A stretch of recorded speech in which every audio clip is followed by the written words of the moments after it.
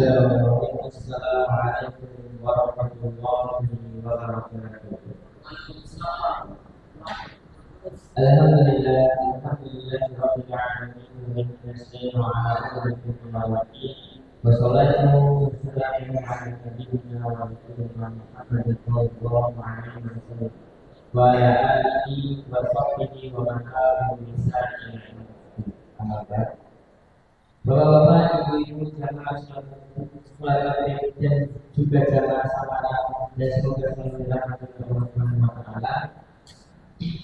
Marilah kita mendatangkan dengan bersyukur kita atas kehadiran Allah yang telah memberikan kita limpahan nikmat yang begitu banyak, sehingga dengan nikmat tersebut kita bisa mempergunakannya untuk beribadah kepada Allah Subhanahu wa taala.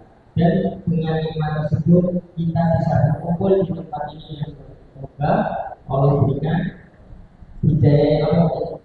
Semoga Allah Subhanahu wa taala berikan kemudahan agar kita selalu istiqomah dalam belajar ataupun bersinar di jalannya. Yang kedua, selawat serta salam kita berikan kepada junjungan kita Nabi besar Nabi Muhammad sallallahu alaihi wasallam serta para keluarganya, para sahabatnya, dan para tabi'in sekaligus pengikutnya yang selalu senantiasa hingga yaumil qiyamah. Allahumma amin. Bapak-bapak, ibu-ibu, jamaah kajian sama yang berselanjutnya Allah Subhanahu wa taala. Di sini saya sebagai MC akan membacakan susunan acara. Yang pertama pembukaan, mari kita buka dengan membaca bismillahirrahmanirrahim. Bismillahirrahmanirrahim. Yang kedua yaitu acara dari panitia yaitu bacaan sedikit mengenai saldo bertanggal 16 Juli 2024 yaitu Rp3.714.500, sedangkan pemasukan Rp415.000, pengeluaran Rp700.000, hingga saldo hari ini yaitu Rp3.429.500. Acara ketiga yaitu acara ini yaitu kajian samara yang dibawa oleh beliau Ustaz Usman Hadi SPDI dengan tema keluarga yang dibutuhkan oleh Subhanahu wa taala. Sebelum saya membacakan acara selanjutnya, mohon senantiasa mendoakan para donatur agar senantiasa diberikan kesehatan oleh Allah Subhanahu wa taala dan diberikan istiqomah untuk mensupport acara kita agar kita bisa senantiasa berkolaborasi akan menambah ilmu kita dan bisa bersinar di dalamnya. Untuk mempersingkat waktu kepada beliau Ustaz Usman Hadi SPDI, waktu dan tempat kami persilakan. Assalamualaikum warahmatullahi wabarakatuh. Innal hamdalillah nahmaduhu wa nasta'inuhu wa nastaghfiruh wa na'udzu billahi min shururi anfusina wa sayyiati a'malina. May yahdihillahu fala mudilla lahu wa may yudlil fala hadiya lahu. Asyhadu an la ilaha illallah wahdahu la syarika lahu wa asyhadu anna Muhammadan abduhu wa rasuluh. Amma ba'd. Bapak Ibu hadirin jamaah kajian samarah yang dimuliakan Allah Subhanahu wa taala, senantiasa tiada henti dan bosan kita banyak bersyukur alhamdulillah atas anugerah nikmat yang Allah berikan. Semoga nikmat yang Allah berikan kepada kita dengan kita syukuri. Nikmat umur, semoga umur yang Allah berikan kepada kita semua umur yang barokah. Nikmat sehat, semoga kita semua yang hadir di sini meluangkan waktu untuk sama-sama thalabul ilm. Semoga keluarga kita senantiasa tercurah kesehatan. Yang sakit semoga Allah berikan kesembuhan. Salawat dan salam senantiasa terlimpah atas Nabi Muhammad sallallahu alaihi wasallam beserta keluarga, sahabat dan pengikutnya. Hadirin yang dimuliakan Allah Ta'ala, pembahasan yang akan kita kaji di malam hari ini adalah keluarga yang dirindukan surga.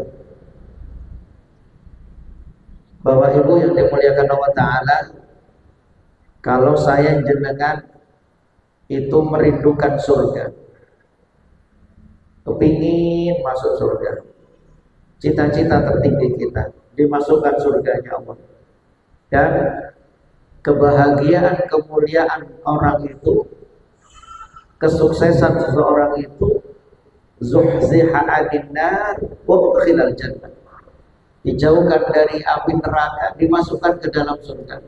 Faqad faz, sungguh itu adalah keberuntungan, kemenangan. Terus yang jadi pertanyaan, apakah surga itu merindukan kita? Maka bagaimana saya jenengan punya keluarga, keluarga kita itu nanti semuanya masuk surganya Allah Ta'ala. Keluarga itu minimal ada dua, Bapak Ibu. Suami, istri. Alhamdulillah kalau ada suami, istri, anak. Alhamdulillah kalau seumpama masih dengan orang tua, ngopeni orang tua, ada suami, ada istri, ada anak, ada mbahnya anak, orang tua kita atau mertua kita. Maka bagaimana satu keluarga itu tadi kemudian nanti sama-sama masuk surganya Allah Ta'ala? Bagaimana caranya? Nah begitu. Hadirin yang dimuliakan Allah Ta'ala, yang pertama, keluarga yang dirindukan surga itu adalah keluarga yang paham tujuan pernikahan. Saya, antum yang sudah nikah berapa tahun, atau mungkin ada yang belum menikah, atau yang mungkin baru nikah, maka hendaknya saya sampaikan ulang tujuan pernikahan itu diantaranya adalah satu, menjaga kemaluan dan menundukkan pandangan. Keluarga ini paham, dia sudah nikah itu ngerti, dengan nikah maka akan menundukkan pandangan, menjaga kemaluan. Sebab Rasulullah bersabda, ya maksaros sabab, barang siapa, wahai para pemuda. Pemuda di sini, ada yang belum nikah? Ada. Nah, Mas MC ini mau nikah ya? Belum ya. Jadi ilmu. Ya maksaros sabab, wahai para pemuda, man istata'a minkumul ba', kalau kalian sudah mampu di sini apa? Kalau Imam Syafi'i mampu secara fisik. Jangan takut. Masalah rezeki Allah yang kasih rezeki. Wong belum nikah nggak bakal sugih. Nek kepengin sugih nikah. Kok gak sugih? Nikah meneh. Maka fal yatazawwaj, hendaklah kau nikah. Kenapa? Wa innahu aghaddu lil basar, karena nikah itu mampu menundukkan pandangan. Loh, makanya istilahnya kalau bahasa kasaran saya, orang yang sudah nikah itu orang yang mampu menundukkan pandangan, gak jelalatan. Karena apa? Dia sudah punya istri. Lah kok wis nikah sing jelalatan diapakno iki, Pak? Diculek kayak mungkin meripati istilahnya, mohon maaf. Terus wa ahsanu lil farj, selain menundukkan pandangan itu menjaga kehormatan. Kalau ada istilahnya gini, orang nikah itu, saya, antum yang laki-laki, istri antum itu perempuan. Loh ya pasti kan perempuan, mosok lanang padha lanang. Istri antum perempuan. Tapi bukan semua perempuan itu istri antum. Artinya apa? Dia bisa menjaga kehormatan. Dia tertarik dia dengan ini, di rumah ada istrinya halal. Wa man lam yastati, maka barang siapa yang tidak mampu fa alaihi shaum, hendaknya dia puasa, fa inna lahu wija', maka itu adalah pengekangnya. Ini tujuan pernikahan yang pertama. Yang kedua, tujuan pernikahan itu untuk mendapatkan sakinah, mawaddah, warahmah. Maka kalau rumah tangga itu sudah pondasinya, punya tujuan, aku kepingin keluarga sakinah, mawaddah, warahmah, ada pernikahan itu. Dan yang ketiga, tujuan pernikahan itu adalah untuk mendapatkan keturunan. Oh, nikah. Dalilnya di surat Ar-Ra'd ya, ayat 38, walaqad arsalna rusulan min qablika wa ja'alna lahum azwajan wa dzurriyyah, dan sungguh kami telah mengutus beberapa rasul sebelum engkau Nabi Muhammad, dan kami berikan kepada mereka azwaja, istri-istri, terus wa dzurriyyah, dan keturunan. Namanya orang nikah kepingin keturunan yang soleh, kepingin keturunan yang baik, maka pernikahan. Tidak seperti orang barat, kepingin anak, punya anak. Orang-orang barat itu Pak, termasuk mohon maaf pemain sepak bola yang ya, anaknya piro itu, tapi belum nikah. Loh, kalau Islam ini berarti anak apa ini? Anak haram, tapi anaknya bukan haram, perbuatan orang tuanya zina. Indonesia Pak akeh saiki yo. Saiki bulan apa nih? Bulan Juli, Muharram, tapi orang Muharram nggak ada yang berani nikah Pak. Pesta-pesta nggak berani. Beranggapan Muharram itu bulan sial, bulan apes. Ini Indonesia ini banyak Juli nikah, September lahiran Pak. Mohon maaf. Ngambil 2 bulan Juli nikah September. Nah ini berarti naudzubillah min dzalik. Maka tujuan pernikahan ini, keluarga yang dirindukan surga adalah keluarga yang tahu tujuannya. Suami istri kepingin punya anak dengan pernikahan itu. Yang kedua, itu tujuan tadi. Keluarga yang dirindukan surga adalah keluarga yang saling berbuat yang terbaik satu sama lain. Yang berbuat terbaik satu sama lain. Saya antum yang laki-laki suami, maka berlaku yang terbaik untuk istri antum. Begitu juga seorang ibu, seorang wanita, dia sebagai istri, maka dia memberikan yang terbaik untuk suaminya. Sebagai orang tua, dia memberikan yang terbaik untuk anaknya. Rasulullah SAW bersabda, "Ammalul mu'minina imanan." Orang mukmin yang paling sempurna imannya, ahsanuhum khuluqan. Orang yang paling baik akhlaknya. Jadi orang yang imannya paling sempurna, ukurannya adalah yang paling baik akhlaknya. Terus wa khiyarukum, sebaik-baik kalian, sebaik-baik suami, sebaik-baik bapak, sebaik-baik kepala rumah tangga, khiyarukum linisaihim, adalah yang terbaik untuk istrinya. Dalam redaksi yang lain, li ahlihim, terbaik untuk keluarganya. Keluarga berarti siapa? Ada istri, ada anak. Ada hadis yang lain, linisaihim, untuk istrinya. Ya Allah, sebagai seorang suami memberikan yang terbaik. Kalau seandainya mohon maaf istrinya nusuk, istrinya durhaka, maka jangan disalahkan dulu istrinya. Yang disalahkan siapa? Kepala rumah tangganya dulu ditanya. Sudah dididik belum? Sudah diajari belum? Karena kewajiban seorang suami. Rasulullah menyebutkan yang terbaik, suami yang terbaik adalah yang terbaik untuk istrinya. Kalau suami belum memberikan pendidikan, suami belum memberikan tarbiyah, suami belum memberikan contoh, kalau istrinya kemudian durhaka, lalu istrinya disalahkan, salah. Maka tentu jangan kemudian saling menuntut, dari kita berikan yang terbaik.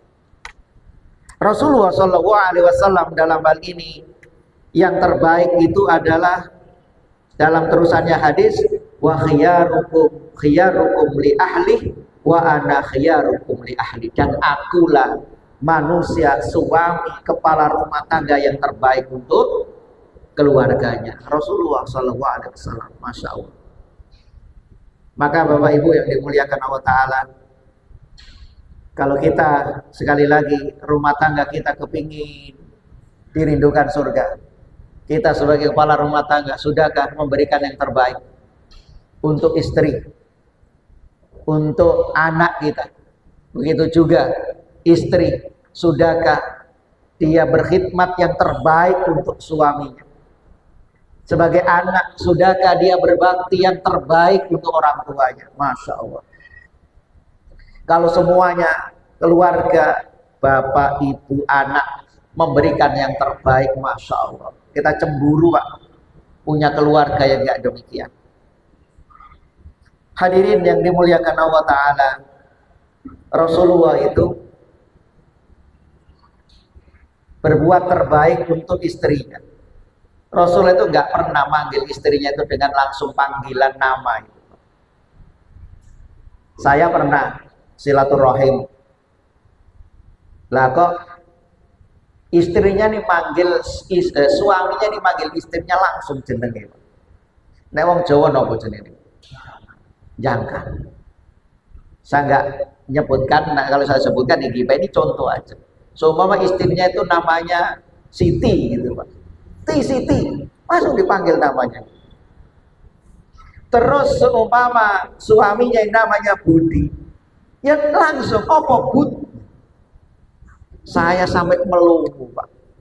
Lagi suami istri loh nyeluk. Kalau orang Jawa minimal cuma Pak Sopo, Ibu Sopo gitu kan. Ini ndak langsung dijangkar Pak. Astagfirullah. Rasulullah itu kalau manggil istrinya, Masya Allah, manggil Ibunda Khadijah Habibah, Masya Allah. Nek wong Indonesia nama Habibah, cintaku, my love, my honey, apalagi dan lain sebagainya. Kalau beliau manggil istrinya yang paling muda, siapa? Ibunda Khadijah, dengan panggilan ya Humairah, Masya Allah, wahai pipi yang kemerah-merahan, lu Masya Allah jenengan Pak, ini saya kasih resep. Kalau istri jenengan sambat cinta sama jenengan, panggil dengan panggilan mesra. Wes terlambat ngasih uang belanja, insya Allah gak nesu Pak. Dipanggil yang lo gitu. Wes tuwek saat yang barang lo malah harus.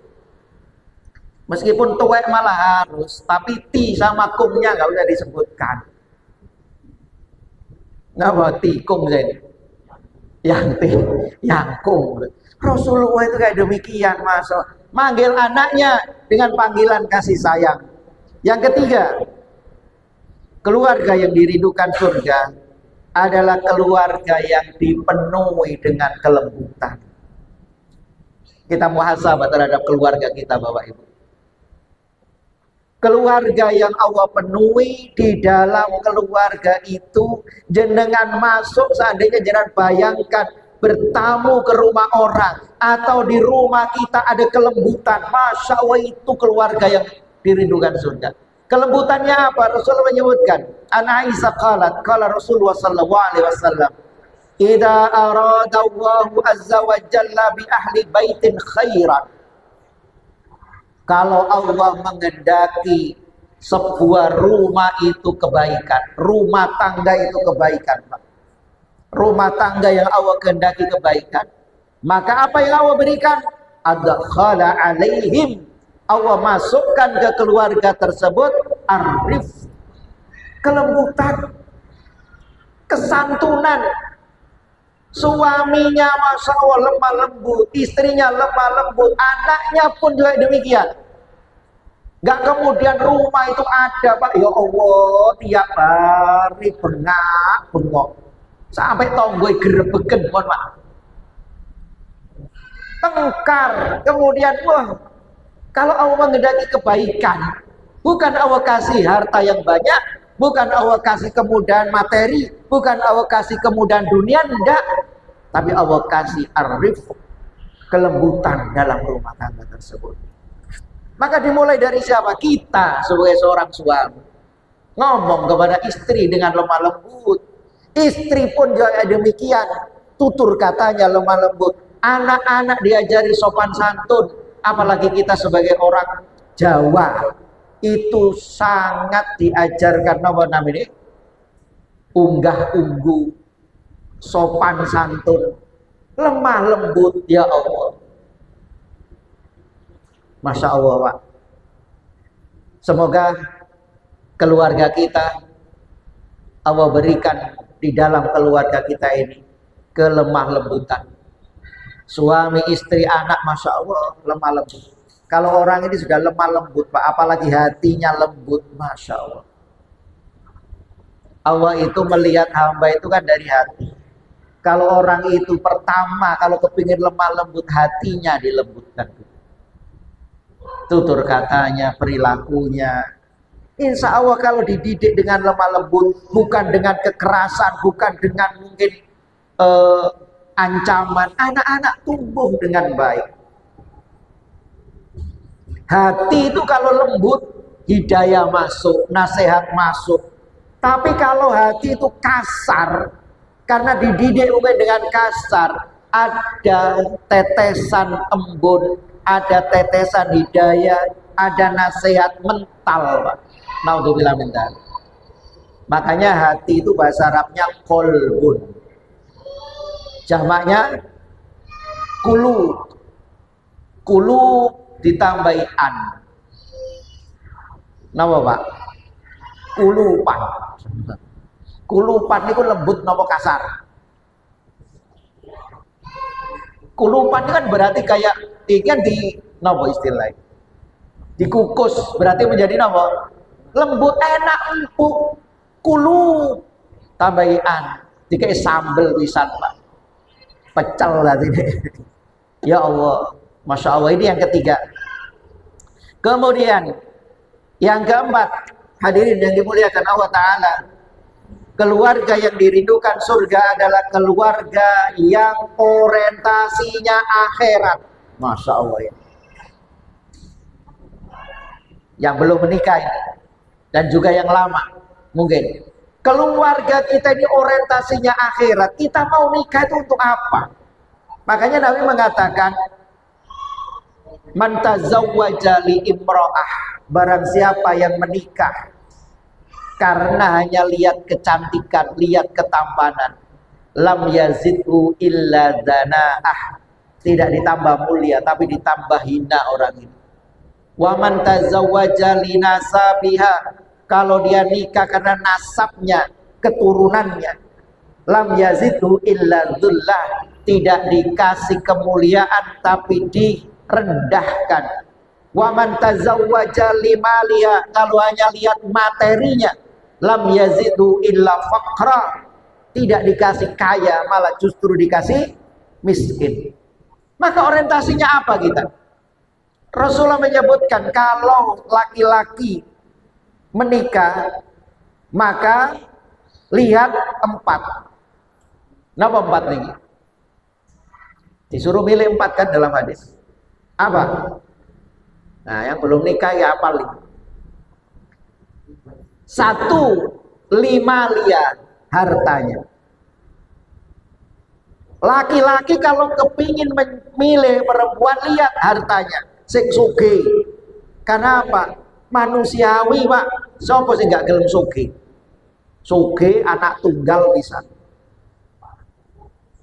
Bapak ibu wis tuwek bisa.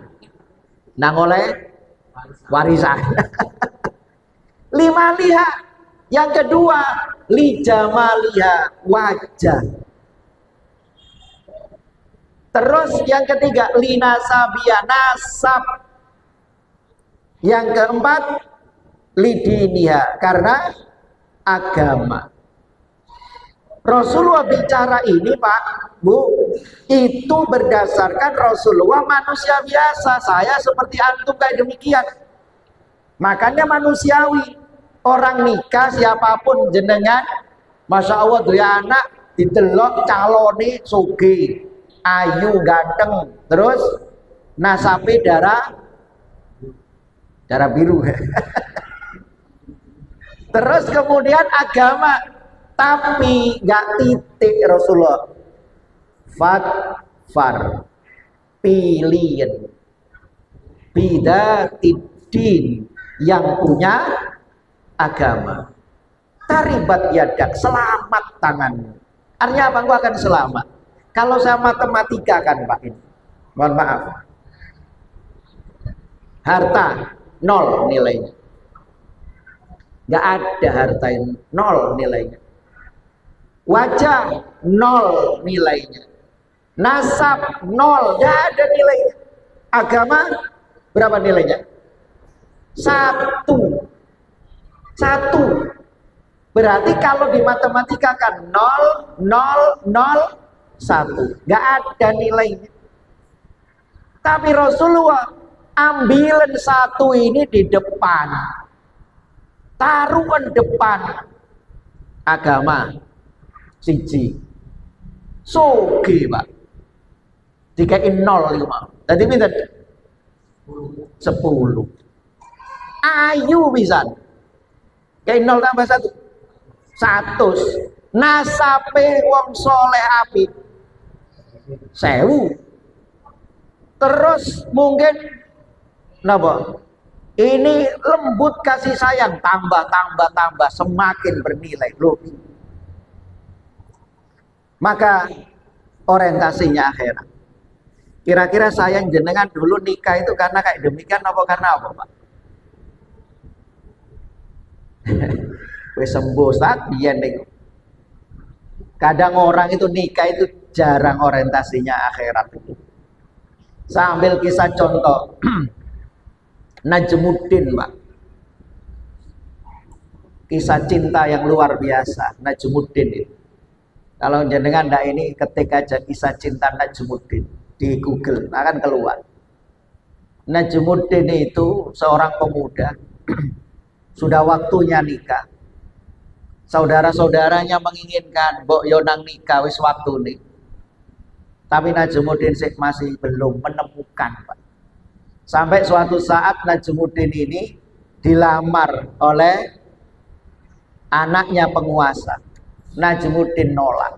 Sampai saudara-saudaranya, kamu ini milih yang gimana? Akhirnya Najmuddin katakan, aku kepingin wanita yang aku nikahi itu, ini orientasi akhirat, wanita yang soleha, yang nanti akan aku gandeng tangannya menuju surganya Allah Ta'ala. Ya Allah, belum nikah ini Pak, sudah orientasinya akhirat.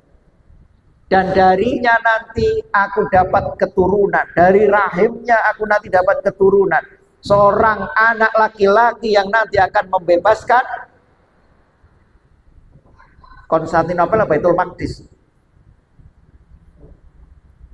Ya Allah Pak, di belahan sana ada seorang wanita yang dia itu ke masjid, dia datang ke syekhnya, kemudian dia mengadu, ada apa?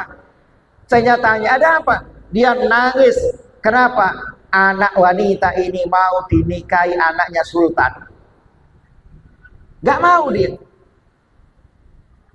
Saya ngatakan, loh kamu itu loh gak mau gimana?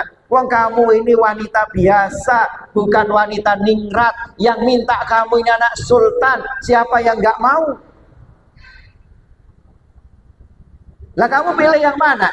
Wanita tadi nyatakan, saya kepingin laki-laki soleh yang menggandeng tangan saya menuju surganya Allah, dan darinya aku dapat nanti bayi laki-laki yang akan membebaskan Konstantinopel.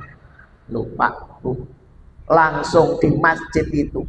Padahal Najmuddin itu ke situ tuh cuma istirahat. Dengar ada percakapan gitu, Najmuddin ini langsung bertakbir, Allahu Akbar, itu jodohku. Gak didelok ayu apa elek. Nek saya jenengan ngono ya napa, Pak? Sik didelok sik duwe sikil apa ora. Ya Allah, Pak, ditemukan. Temunya ini karena punya tujuan yang sama, akhirat orientasinya. Kirindukan surga ini, Masya Allah. Betul, lahir anak, ya namanya siapa? Salahuddin Al-Ayyubi. Loh, kira-kira saya dulu jenengan wis ngono nikahe. Ngulangi lagi ya. Bapak Ibu yang dimuliakan Allah Ta'ala. Kemudian dalam hadis berkaitan dengan ini, kalau orang ini orientasinya akhirat bukan dunia, maka natid dunya hammah. Kalau orang ini orientasinya cuma dunia, farraqallahu alaihi amrah, Allah cerai beraikan urusan dunianya. Wa ja'ala faqrahu baina ainaihi, dan Allah jadikan kefakiran di depan matanya. Walam ya'tihi minad dunya illa ma kutiba lahu, dan dia tidak mendapatkan dunia kecuali apa yang dia usahakan.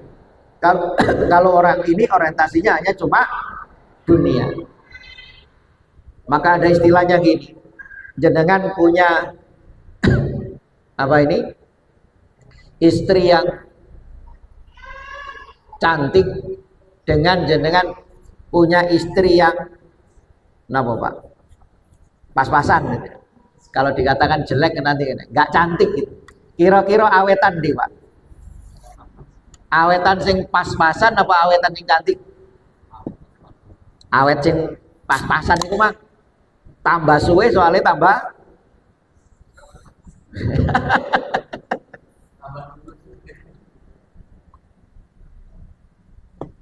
hadirin yang dimuliakan Allah Ta'ala. Wa man kanatil akhiran ham niyatahu. Tetapi orang ini kalau akhirat niatannya, tujuannya, dia nikah akhirat tujuannya, dia apapun akhirat tujuannya, Allah sudah semata. Ini tauhid. Apapun adalah untuk Allah Ta'ala, maka jama'allahu amrah, Allah kumpulkan urusan. Makanya kalau orang ini orientasinya dunia, gak bakal selesai Pak. Apapun, bukan hanya pernikahan, kerja, aktivitas apapun. Kalau orang ini orientasinya dunia, maka dicerai beraikan urusannya. Terus Allah jadikan kefakiran di depan matanya, dan dunia dia dapat sesuai dengan apa yang dia inginkan. Usahanya 1 dapat 1, usahanya 10 dapat 10, sesuai dengan usahanya. Tapi kalau orang ini orientasinya akhirat, apapun itu, cari ridho Allah, tauhid ini yang aku tuju, inna sholati wa nusuki wa mahyaya wa mamati lillah semata, maka jama'allahu amrah, Allah kumpulkan urusan. Artinya apa? Allah bikin simpel urusannya Pak. Kadang ada orang itu sibuk gak mari-mari, tapi kalau orang ini orientasinya akhirat, ya Allah simpel urusannya, Allah kumpulkan. Wa ja'ala ghinahu fi qalbi, dan Allah kasih di hatinya itu kekayaan. Cukup orang ini. Wa atat dunya, dan dunia datang kepada orang tersebut. Wahya raghimah, dunia datang dalam keadaan hina. Mohon maaf, biasanya kan orang itu menghinakan diri untuk mendapatkan dunia. Orang itu menghinakan diri untuk mendapatkan dunia, sampai ada jual harga dirinya, sampai jual kehormatannya, sampai jual agamanya untuk mendapatkan dunia. Orang ini tujuannya orientasi dunia. Tapi kalau orang ini akhirat tujuannya, yang datang malah dunianya.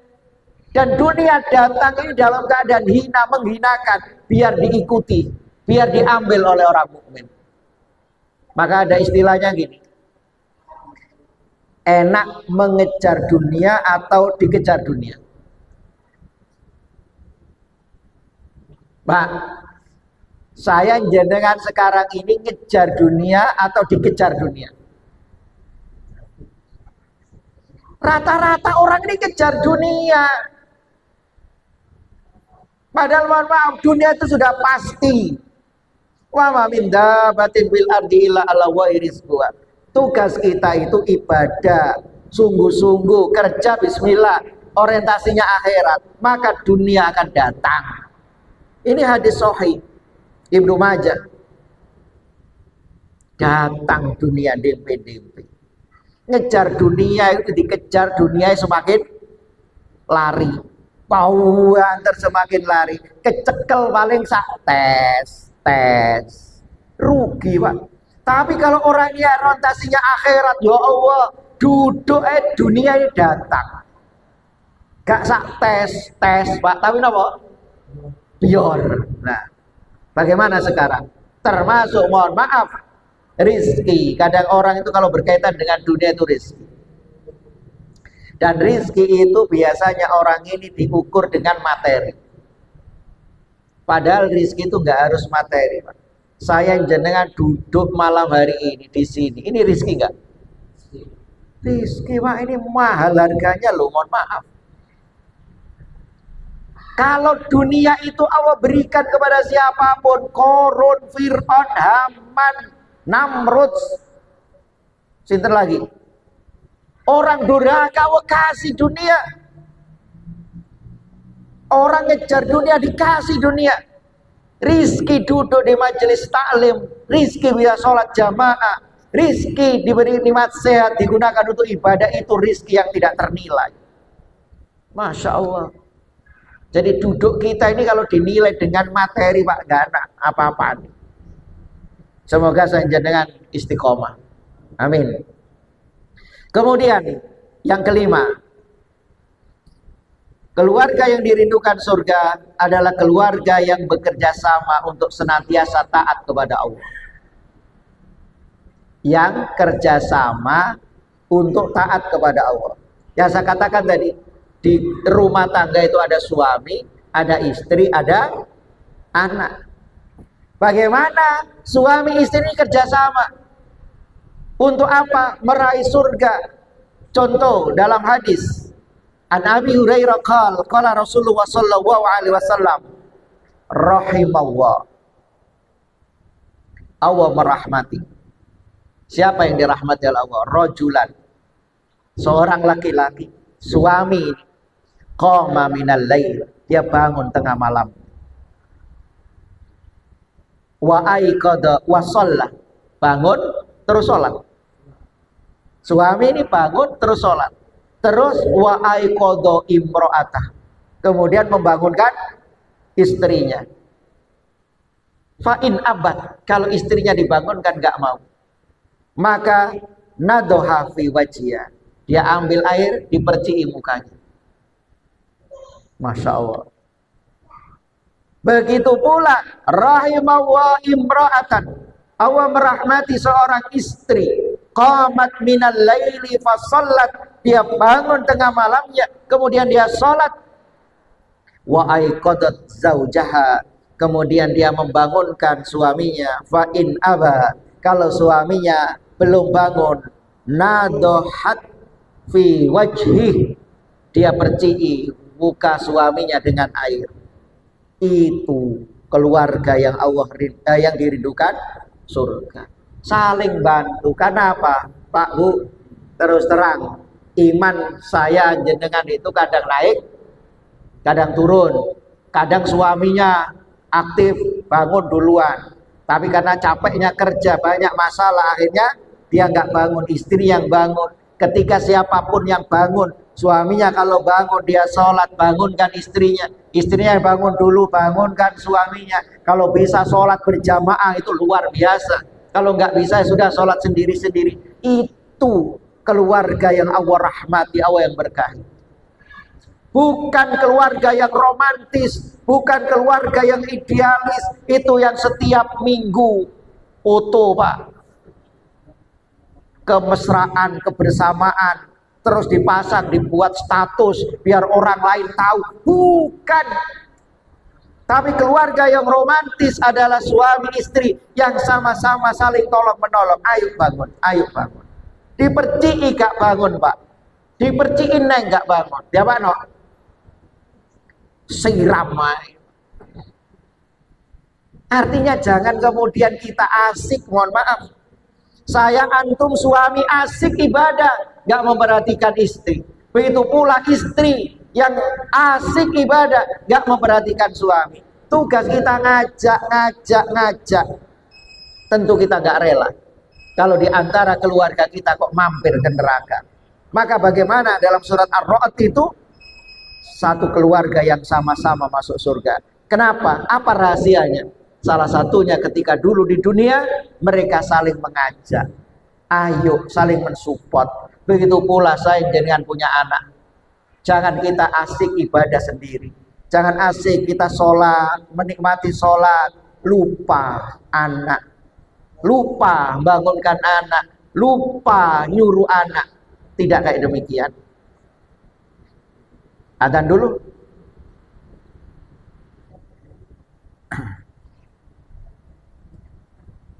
Saya lanjutkan, tinggal 3 hadirin.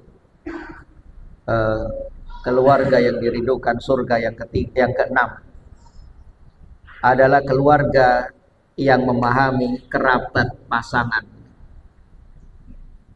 Artinya kita menikah, maka kita punya kerabat dari istri. Artinya apa? Berarti kita harus berbuat baik kepada kerabat istri. Maka pernikahan itu yang barokah, yang dirindukan surga adalah bukan keluargaku, keluargamu, bukan. Tapi kalau orang ini sudah nikah, suami istri sudah nikah, berarti keluarga istri adalah keluarga suami. Keluarga suami juga keluarga istri. Jangan, mohon maaf, gelem anak gak gelem morotuane. Mohon maaf.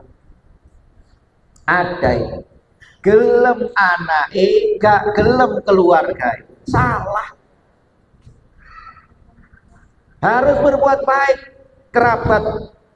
Seorang suami, memanglah perempuan itu kalau sudah nikah taat patuhnya kepada suami. Kalau suami meskipun dia sudah nikah taat patuhnya kepada ibunya, maka meskipun kita ini sebagai seorang suami taat patuhnya kepada ibu, tapi istri kita itu punya keluarga, istri kita itu punya ayah, punya ibu, maka kita juga harus punya hak, kewajiban, mohon maaf, untuk memuliakan mereka. Mohon maaf Bapak Ibu, saya pernah didatangi, ini kisah nyata. Naudzubillah min dzalik. Seorang wanita, sampai dia ini anaknya sudah besar-besar, mau minta cerai, kasihan anak-anaknya. Kenapa? Dia ini kalau ke rumah ibunya minta izin padahal. Surabaya perempuannya ini. Dia itu minta izin kepada suaminya, "Mbok yo aku izin no, aku kepingin sambang nang ibu bapakku." Nggak dikasih. Nangis itu. Astagfirullahaladzim. Bahkan ibu bapaknya pernah sakit, telepon suruh ke sana, tapi suaminya ini nggak mengizinkan. Ini wanita luar biasa, Pak. Suaminya nggak mengizinkan, nggak langsung kabur dia ke sana, nggak, karena aku patuh Ustaz sama suami. Maka suaminya juga harus memahami istrinya itu punya ayah ibu, diendangi lo gitu. Maka keluargaku ya keluargamu, keluargamu ya keluargaku. Masya Allah ini. Ada itu Pak, saya soalnya didatangi Allah kayak demikian. Yang ketujuh, keluarga yang saling menjalankan kewajiban terhadap yang lain. Artinya apa? Suami istri itu ngerti hak dan kewajibannya. Itu yang dirindukan surga. Suami ngerti kewajibannya. Suami itu memberi sandang, kalau orang Jawa. Sandang, pangan, papan, Kewajiban istri taat patuh kepada suami. Kewajiban anak, kewajiban orang tua terhadap anak. Mereka saling menjalankan kewajibannya. Jangan menuntut haknya, tapi kewajiban tidak diberikan. Banyak kayak demikian. Dan juga jangan tuntut pasangan masing-masing, tapi apa yang kita berikan untuk pasangan. Kembali ke poin yang kedua tadi ya. Dan yang terakhir, monggo setelah ini saya tanya jawab. Keluarga yang dirindukan surga yang ke-8 adalah keluarga yang tidak melupakan kebaikan pasangannya. Pak, Bu, jenengan, Bapak-bapak, saya alhamdulillah istri saya jenengan itu perempuan dari manusia. Mohon maaf. Saya jenengan, istri saya jenengan perempuan dari golongan manusia. Alhamdulillah.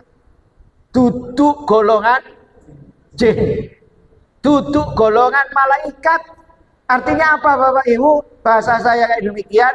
Istri saya jenengan manusia, bukan jin. Nek jin itu salah gak ono bener.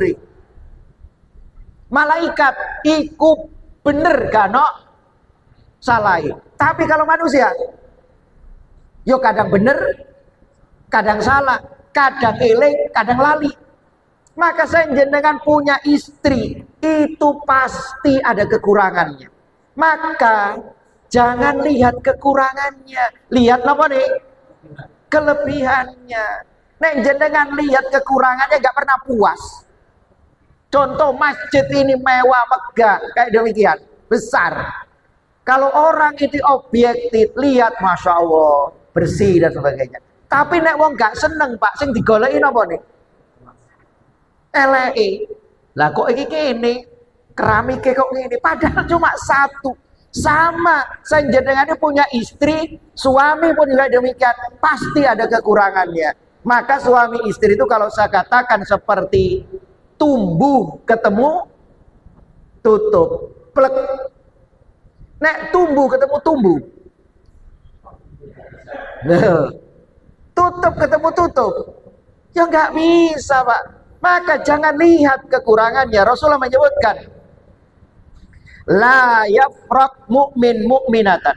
Janganlah laki-laki suami membenci perempuan istrinya in karya minna hulukan. Kalau dia membenci akhlak yang dia tidak senangi, maka jangan lihat bencinya, jangan lihat yang gak disenanginya.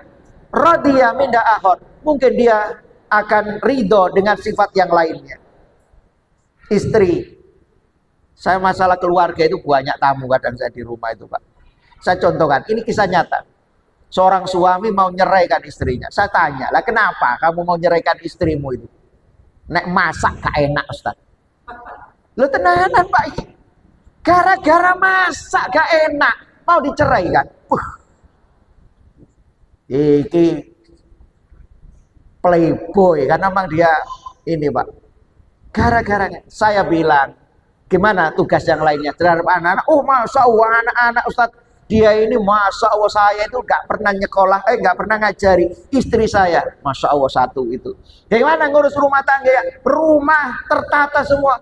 Cuma apa kekurangan nih? Nek masak gak enak. Kamu ini bahlul tak bilang gitu.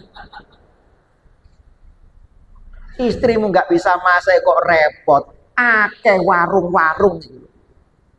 Nek gak seneng ambek masakan istrimu, beli di warung kok gitu aja. Lihat, jangan lihat kekurangannya, lihat kelebihannya. Makanya istri suami itu saling menutupi. Istri ini cerewet, biasanya laki-lakinya mendiam. Ini sudah sunat tubuh. Antum coba lihat. Istri saya contohkan diri. Saya itu doyan ngomong, gak doyan ngomong Pak. Dari tadi terus mari ya assalamualaikum, gitu. Istri saya itu pendiam. Kalau apalagi sama orang gak kenal, gak dicodok, ya gak metu suara. Saya bilang itulah sunatullah. Nek podo doyan omong, sing bingung sapa Pak? Anake. Lah nek podo menenge, ya sing bingung anake. Iki rumah apa kuburan? Allahu a'lam. Demikian, monggo kalau masih ada waktu 4 menit. Ya. Pertanyaan satu kalau ada, monggo. Assalamualaikum warahmatullahi wabarakatuh. Waalaikumsalam. Ada pertanyaan pertama, untuk saat ini kenapa tetap bersehat ini? Padahal di bidang media banyak orang-orang. Pertanyaan kedua. Sebentar, yang pertama tadi perceraian. Ya. Yang kedua, nasihat supaya. Terima kasih. Salam. Iya, tingginya perceraian. Ada materi bagus saya, panjang. Mungkin kapan-kapan aja ini. Ya, kenapa terjadi perceraian? Salah satunya mungkin orang itu makanya letak kebahagiaan itu loh yang keliru. Orang itu rata-rata, mohon maaf, di Jawa Timur angka perceraian yang paling tinggi di mana? Mana Pak? Ponorogo. Ono sing teko Ponorogo. Sampai ada rumah Pak istana di bulldozer. Istrinya ternyata kerja di luar negeri. Ternyata suaminya kawin lagi di bulldozer. Kenapa terjadi perceraian? Satu, banyak orang ini, salah satunya nanti insya Allah materi saya ke depan ya. Itu karena dia ini nggak ngerti tujuan tadi. Kedua, orang ini beranggapan bahwa materi itulah yang membawa ketentraman, kedamaian. Padahal bukan. Kalau orang ini materi itulah orang yang sukses, materi itulah orang yang tenang, materi itu adalah menunjukkan bahwa orang ini buat hidupnya tenang. Tentu kalau dilihat kayak demikian, yang paling tenang itu Pak adalah Korun.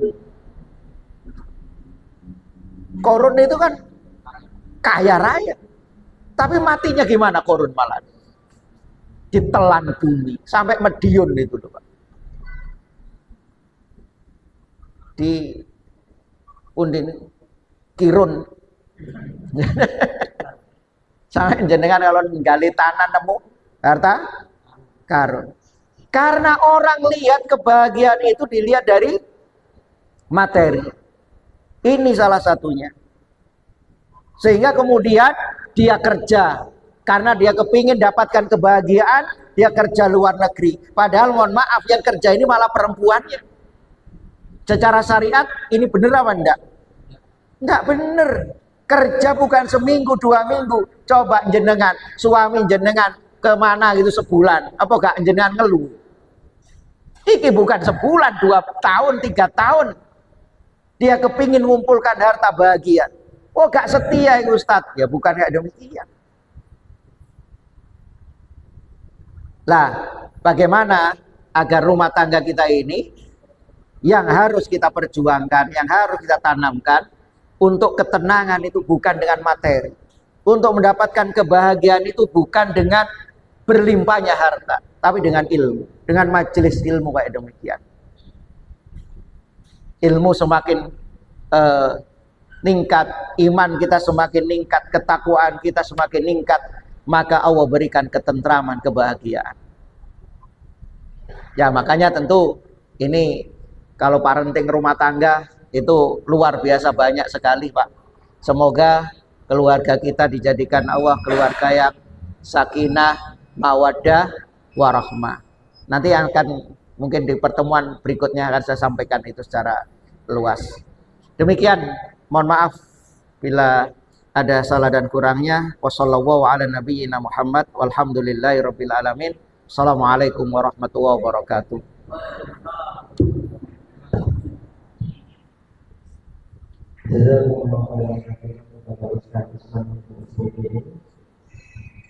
Untuk mempersingkat waktu pada seluruh jamaah dimohon untuk tidak meninggalkan tempat ketika setelah sholat isya karena berikutnya sudah menyiapkan dengan.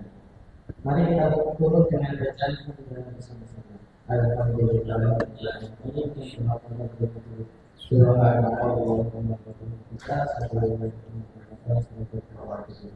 Wassalamualaikum warahmatullahi wabarakatuh.